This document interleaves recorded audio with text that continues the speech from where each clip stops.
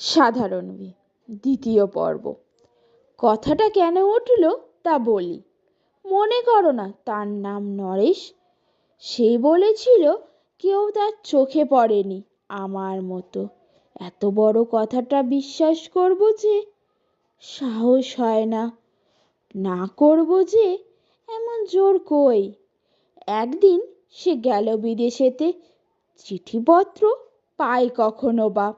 মনে মনে ভাবি, রাম রাম, এত মেয়েও আছে সে দেশে, এত তাদের ঠেলাঠেলির ভিড়, আর তারা কি সবাই অসামান্য?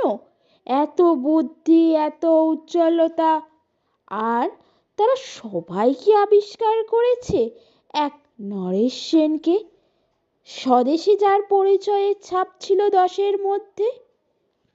গ্যালোমেলের চিঠিতে লিখেছে যে লিজির সঙ্গে গিয়েছিল সমুদ্রে নাইতে, তারপর বালির পর বসে পাশাপাশি, সামনে দুলছে নীল সমুদ্রের ঢেউ, আকাশে ছড়ানো নির্মল সমুদ্র সূর্যলোক।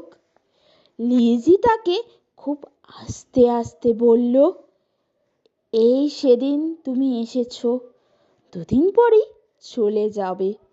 ঝিনুকের দুটো খোলা, মাঝখানটুকু ভরা থাক একটা নিরেট অশ্রুবিন্দু দিয়ে, দুর্লভ মূল্যহীন। কথাটা বলবার কি অসামান্য ভঙ্গি! সে সঙ্গে নরেশ লিখেছে কথাগুলো বানানোও যদি দোষ কি, কিন্তু চমৎকার। হিরে বসানো সোনার ফুল কি সত্যি, তবু কি সত্যি নয়?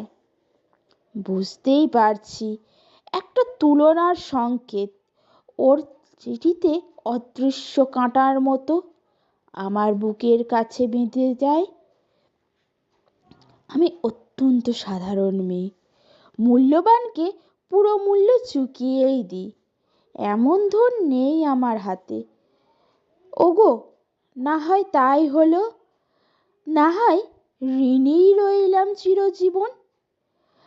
পায়ে পড়ি তোমার, একটা গল্প লেখো তুমি শরৎবাবু, নিতান্ত সাধারণ মেয়ের গল্প, যে দুর্ভাগিনীকে দূরের থেকে পাল্লা দিতে হয় অত্যন্ত 5-7 জনের অসামান্যের সঙ্গে, অর্থাৎ সপ্তরথিনীর মার।